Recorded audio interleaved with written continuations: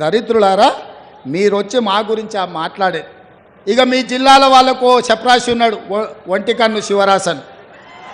వంటికన్ను శివరాసన్ ఎవరో తెలుసు కదా మీ జిల్లాల.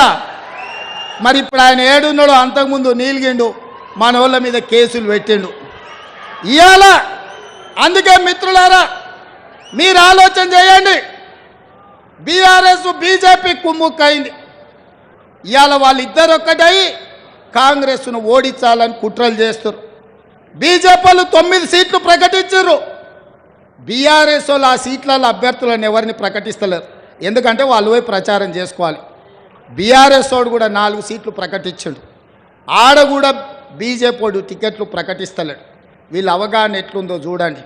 ఎందుకే నామనాగేశ్వరరావుకి టికెట్ ఇవ్వవా? ఖమ్మం జిల్లాలో ఎందుకో ప్రకటించలేదు? ఎందుకు ప్రకటించలే? నీ పార్టీ దిక్కు లేదా? ఈ పక్కలే మహబూబాబాదుల మాలోతు కవిత గారు మీ సిట్టింగ్ ఎంపీ కదా, ఆమె టికెట్ ఇవ్వవా? ఆమెను ఎందుకు ప్రకటించలే? హరీష్ రావు అదేవిధంగా కేసీఆర్ ఉన్న మెదక్ జిల్లాలో మీకు అభ్యర్థి దొరకలేదా? సంఖ్య నాకుతుండ్రా మెదక్ జిల్లా పార్లమెంట్ అభ్యర్థిని ఎందుకు మీరు ప్రకటించలే? నిజామాబాద్లో నీ బిడ్డనే పోటీ చేసింది కదా పోయినసారి. ఈసారి నీ బిడ్డకు నిజామాబాద్లో టికెట్ ఇవ్వవా? మళ్ళీ అక్కడి జనాలు బండకేసి కొడతారని నీకు అనుమానం వచ్చిందా? ఆలుగడ్డ శ్రీనివాస్ యాదవ్ మొన్నటి వరకు నీకు మంత్రే ఉండే కదా, సికింద్రాబాద్ మళ్ళీ ఎందుకు ఆయన కొడుకు ఆయనకు టికెట్ ఇవ్వలేదు ఎందుకని నేను అడుగుతున్నా.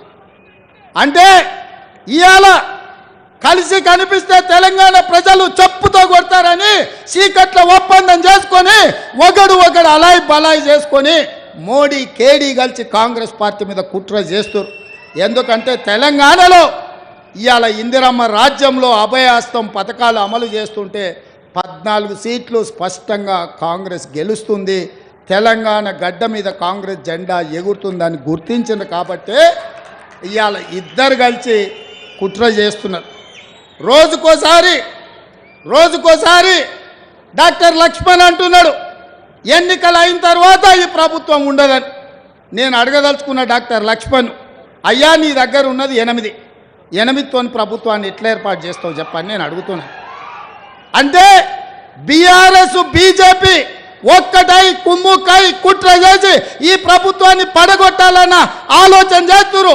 అందుకే బీఆర్ఎస్ ఎమ్మెల్యేలు చాలా మంది అన్న ఇందిరమ్మ రాజ్యం ఉండాలి, ఇన్నేళ్ళు మేము ఆ పార్టీలు ఉన్నా ఒక్కరోజు కూడా ముఖ్యమంత్రి మా గల్వలే, మా మాట వినలే, ఆయన ఎట్లుంటాడో మేము చూడలేదు. కానీ మీ ప్రభుత్వం వచ్చిన తర్వాత మీ మంత్రులు సచివాలయంలో ఉండరు, మీరు ఇంటికి వచ్చినా కలుస్తున్నారు, సచివాలయంలో కలుస్తున్నారు, పేదల్ని కలుస్తున్నారు, కార్యకర్తల్ని కలుస్తున్నారు, ఆడబిడ్డల్ని కలుస్తున్నారు, అధికారులను కలుస్తున్నారు, సమీక్షలు చేస్తున్నారు, అభివృద్ధి చేస్తున్నారు. 5 ఏళ్ళు మీ ప్రభుత్వాన్ని కాపాడే బాధ్యత మాది అని బీఆర్ఎస్ ఎమ్మెల్యేలు వచ్చి అందరు నాకు కలిసి చెప్పిపోతున్నారు. ఒకవేళ నేను అనుకుంటే గేట్లు తెరిస్తే కేసీఆర్ నువ్వు నీ అల్లుడు నీ ఇంటోళ్ళు తప్ప మొత్తం కాంగ్రెస్ పార్టీ కండువ కప్పుకొని ఇందిరమ్మ రాజ్యాన్ని కాంగ్రెస్ ప్రభుత్వానికి అండగా నిలబడతారు. ఇవాళ మన మిత్రుడు వెంకట్రావు గారు కూడా ఇక్కడికి వచ్చి మనకు మద్దతుగా